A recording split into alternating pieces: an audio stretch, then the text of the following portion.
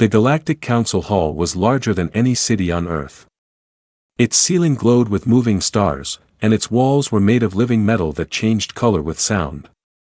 Dozens of alien races sat in wide circles, each one powerful, armed, and proud. This meeting was called to stop a war that had burned half the galaxy for 20 years. Warships waited outside in space. Weapons were charged. Everyone expected threats, shouting, and failure. Then the humans arrived. The doors opened slowly, and many eyes turned at once. The human diplomat walked in calmly. He wore a simple dark suit, no armor, no weapons. Behind him walked one human bodyguard. Only one. The room reacted instantly. Some aliens leaned forward. Others laughed openly. A few whispered in sharp, mocking tones. Compared to the massive alien guards with heavy armor and glowing weapons, the human bodyguard looked small. He wore plain combat gear. No rank signs. No visible weapons, except a small device on his wrist. One alien general, tall and covered in battle scars, let out a loud clicking laugh. "Is this a joke?" the general said. "You bring one soft human to protect you." Laughter spread across the hall. The human bodyguard did not react. He stood straight, hands behind his back, eyes forward.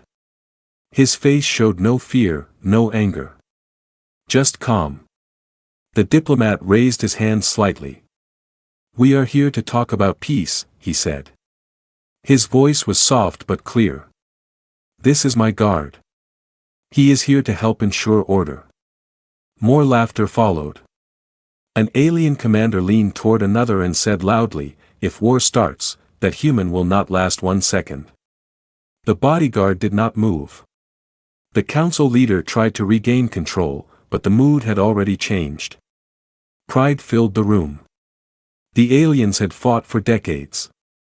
They had destroyed worlds. They believed strength meant size, weapons, and noise. Humans had none of that. The human diplomat took his seat. The bodyguard stood behind him, silent. The talks began, but no one listened. Alien leaders argued, blamed each other, and made threats. The human side said very little. The diplomat only spoke when asked, always calm, always short. That silence made some aliens uncomfortable. Finally, the scarred general stood again. "We will test your idea of peace," he said. "Just a small test." Before the council leader could stop him, the general gave a signal. A combat drone dropped from the ceiling. It was fast, sharp, and armed. It moved directly toward the human bodyguard, weapons active. Gasps filled the hall. Some aliens leaned back, expecting blood. The diplomat did not move. The drone attacked. In less than a second, the human bodyguard stepped forward. His movement was smooth and fast, almost too fast to see. He touched the drone once. The drone fell to the floor, silent and broken. No explosion. No sound. The council hall went completely quiet. Sensors around the room flashed warnings. Data scrolled across alien screens. Reaction speed, impossible. Force used, minimal. Damage, precise. The human bodyguard stepped back into position, just like before. He did not look proud. He did not look angry. He looked bored. The scarred general froze.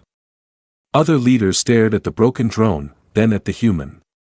The diplomat finally spoke again. "Please," he said calmly. "There is no need for more tests."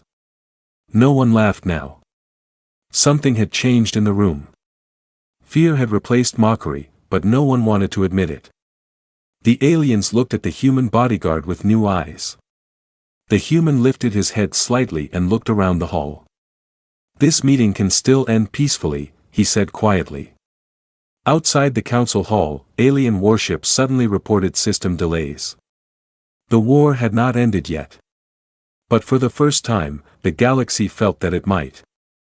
The silence inside the Galactic Council Hall felt heavier than armor. No one spoke for several long seconds. Alien leaders stared at the broken combat drone lying on the floor. It was made for war. It had survived many battles. Yet it had fallen with a single human touch. The scarred general slowly sat down. His confidence was gone, but his pride was not dead yet. "This means nothing," another alien commander said loudly, trying to break the tension. "A lucky move. A trick." Several leaders nodded, eager to believe that. Fear was easier to ignore when hidden behind anger. The human bodyguard stood exactly as before. His breathing was calm. His eyes moved slowly across the room, watching everything. He did not look at the broken drone again. To him, it was already finished. The diplomat noticed the rising tension. "We came here to stop the war," he said. "There is no reason to continue this path." But the aliens were not ready to listen. A commander from a metal-skinned race leaned forward. "If humans are so peaceful," he said, "why bring a weapon disguised as a guard?" The bodyguard did not answer. The council leader hesitated, then spoke carefully. "This meeting is not for violence. Any further action." He was interrupted by warning lights flashing across the hall. An officer shouted, "Multiple fleets are activating weapons outside the station." Murmurs spread quickly. Several alien leaders stood up at once. Screens lit up around the hall, showing warships moving into attack positions. Old enemies pointed weapons at each other again. Years of hatred returned in seconds. The human diplomat remained seated. "This is exactly why we came," he said quietly. The scarred general laughed again, but this time his laugh was weak. "You humans think one guard can stop this?" He made another signal. This time, the attack did not come from a drone. A blast of energy fired from a hidden weapon toward the human diplomat. Before anyone could react, the human bodyguard moved. He stepped in front of the diplomat. The energy blast vanished midair, absorbed by a small field around his arm. The light faded like it had never existed. The room erupted into shouting. "How? That shield. No tech can do that." The bodyguard finally spoke, his voice calm and steady. "Please stop." His voice was not loud, but it carried across the hall. The noise slowly died down. He turned his head toward the alien leaders. "Every second you delay," he said, "more systems outside lose control." The council leader looked at his screen. His eyes widened. Navigation errors, weapon locks failing, command signals delayed. The aliens looked at one another in confusion and fear. "We did nothing," one shouted. The human bodyguard lowered his arm. "You did not," he said. "We did." Shock filled the room. The diplomat stood slowly. "Humans do not enter war zones unprepared," he said. "This guard is not here to fight you." The bodyguard added calmly, "I am here to stop you."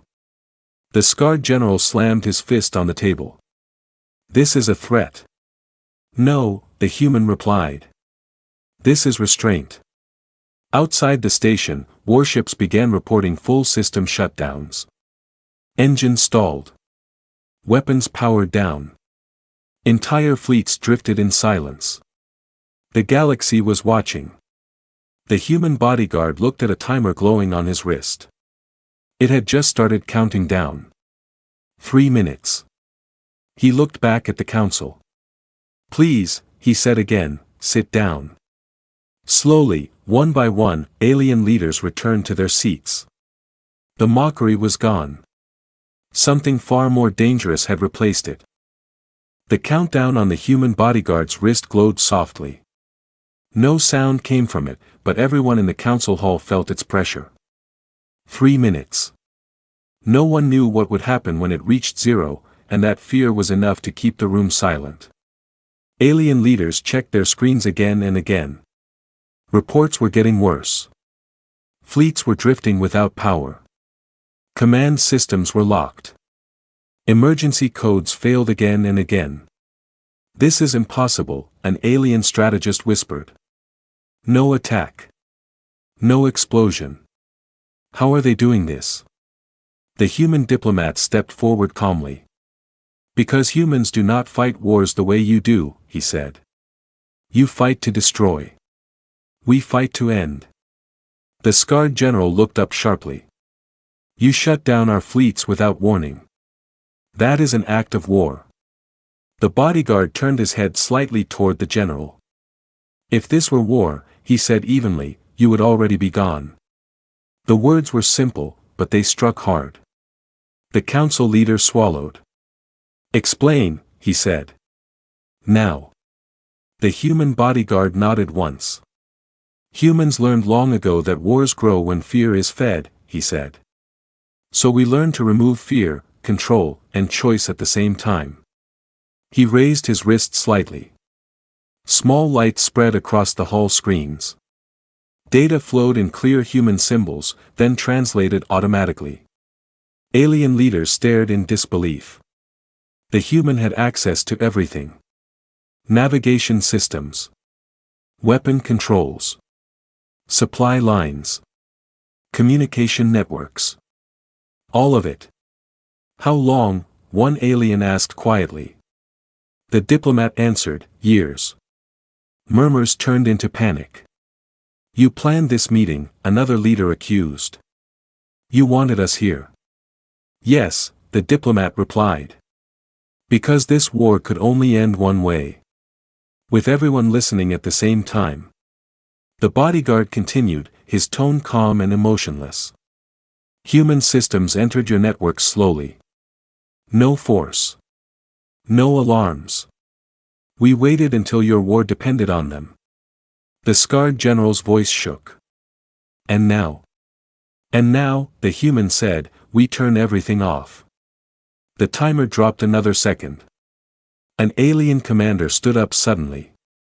"Kill them," he shouted. Nothing happened. He hit his command pad again. Still nothing. His hands began to tremble. The bodyguard looked at him without anger. "Your weapons will not answer you," he said. "Neither will your fleets." The alien collapsed back into his seat. The council leader stared at the human guard. "So you are not a soldier," he said slowly. The human shook his head. "No. I am a safeguard." The diplomat added, "He is trained to stand in places where war wants to begin." The room felt smaller now. Powerful beings who once ruled star systems sat quietly, trapped by something they could not see or fight. "You could destroy us," the council leader said. "Yes," the bodyguard replied. "But that would teach nothing." The timer reached halfway. Outside the station, new reports arrived. Entire battle lines had gone dark. Old enemies were no longer shooting, no longer chasing, no longer dying. Silence spread across the war zones. The galaxy was holding its breath. The bodyguard took a step forward. "In 3 minutes," he said, "this war ends." "By force?" the scarred general asked bitterly. "By choice," the human answered. The diplomat looked around the hall. "Humans do not ask you to surrender," he said. "We ask you to stop." The timer kept counting down. For the first time in decades, alien leaders realized the truth. The human bodyguard was never there to protect the diplomat. He was there to protect the galaxy, from them. The timer on the human bodyguard's wrist reached its final minute. The glow became slightly brighter, not as a warning, but as a reminder. Every eye in the council hall followed it. No one spoke. Outside the station, space looked peaceful, almost empty. Massive war fleets floated without motion. Engines were silent. Weapons were cold. For the first time in many years, the stars were not flashing with fire. Inside the hall, alien leaders felt something unfamiliar. Helplessness. The council leader cleared his throat. "If you end the war this way," he asked carefully, "what happens next?" The human bodyguard answered without hesitation. Next, you live, he said. All of you. The scarred general laughed softly, but there was no humor in it. And if we start again, he asked. The human bodyguard looked directly at him. His eyes were calm, not cruel. Then I come back, he said simply. That answer ended the question. The diplomat stepped forward. Humans learned this lesson through pain, he said. We destroyed ourselves more than once before we understood control is stronger than force. The timer dropped to 30 seconds. Screens across the hall changed. Live feeds appeared from war zones across the galaxy. Soldiers stood frozen in battle positions, confused but unharmed. Commanders shouted orders that went nowhere. Weapons refused to fire. Ships could not move. No explosions. No death. Just an enforced pause. The bodyguard raised his hand slightly. This is the moment, he said. You decide what history remembers. The council leader slowly stood. If we agree, he asked, will you return control? Yes, the bodyguard said. Step by step. Under treaty. The room was quiet again. Then one leader stood. Then another. One by one, ancient enemies faced each other across the hall. There was anger in their eyes, and fear, but also relief. The scarred general stood last. He bowed his head. We accept, he said. The timer reached 0. Nothing exploded. Nothing collapsed. Instead, systems across the galaxy gently powered down into safe mode. Fleets remained disabled, but stable. Communications reopened under human monitoring. Emergency channels filled with confused voices asking the same question. Why is it quiet? In the council hall, the human bodyguard lowered his arm. The glow on his wrist faded away. It is done, he said. The diplomat released a slow breath. The war is over. Some alien leaders sat down heavily. Others leaned on their tables. A few closed their eyes. Years of fighting ended without a final battle. The council leader looked at the human bodyguard with respect now. You stood here alone, he said. Surrounded by enemies. Why? The bodyguard thought for a moment. Because someone had to, he replied. And because humans know what happens when no one does. The diplomat turned to leave. The bodyguard followed him toward the exit. As they passed, alien leaders moved aside without thinking. No one mocked them now. Outside the hall, stars drifted peacefully. The galaxy was quiet, not because it was weak, but because it had been stopped before it could destroy itself again. Behind them, the council began drafting treaties, borders, and promises that had failed before. But this time was different. This time, they believed. Because they had seen what one calm human could do in 3 minutes. And they knew the silence was a gift, not a victory. The Galactic Council Hall looked different after the war ended. The glowing walls had softened in color, and the moving stars above no longer felt like a battlefield waiting to happen. The room was still filled with powerful beings, but the pride that once ruled the air had faded. The human diplomat stood at the center, watching as alien leaders placed their symbols on the new peace record. One by one, they agreed to the terms. No fleets. No hidden weapons. Shared monitoring. Shared responsibility. The human bodyguard stood a few steps behind him, silent as always. When the final mark was placed, the council leader stepped forward. The war is officially over, he announced. His voice echoed across the hall and through every connected system in the galaxy. There was no cheering. Only relief. Messages poured in from across star systems. Soldiers were being recalled. Refuge ships were turning back toward their home worlds. Medical stations reported quiet halls instead of endless lines of wounded. For the first time in decades, children on distant planets looked up at the sky and saw darkness instead of fire. An alien historian approached the human diplomat. "The galaxy will want to know," she said. "Why humans chose peace when you had total control." The diplomat looked at his guard, then answered, "Because control without purpose becomes cruelty." The bodyguard spoke quietly, his first word since the treaty was signed. "We have learned that lesson the hard way." The council leader turned to the human. "You could rule us," he said. "Why walk away?" The bodyguard met his gaze. "Because fear makes poor leaders," he replied. "And we do not want subjects. We want neighbors." That answer spread quickly. In the days that followed, stories traveled faster than any ship. Tales of the meeting. The single human bodyguard. The 3 minutes that stopped a war no one else could end. At first, some doubted it. Then records were released. Sensor data. System logs. Fleet shutdown timelines. The truth was undeniable. Humans had ended a galactic war without firing a single shot. Across the galaxy, military academies rewrote their lessons. Strength was no longer measured only in weapons, but in restraint. Power was no longer about destruction, but about control.